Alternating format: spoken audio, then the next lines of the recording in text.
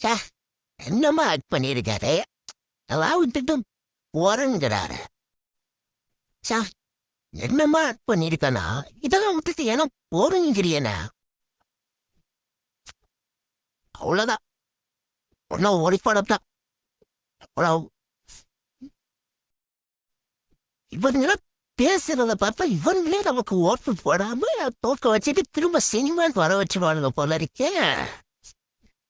ஆஹா, அடுத்த படத்தை சொதப்பிடலாம். அப்பதான் கரெக்டா இருக்கும். இதெல்லாம் இவனே நம்ம ஓட்டு போட மாட்டானுங்க போல இருக்கே. சொதப்புறதுக்கு என்ன பண்றது? யார்கிட்ட கதை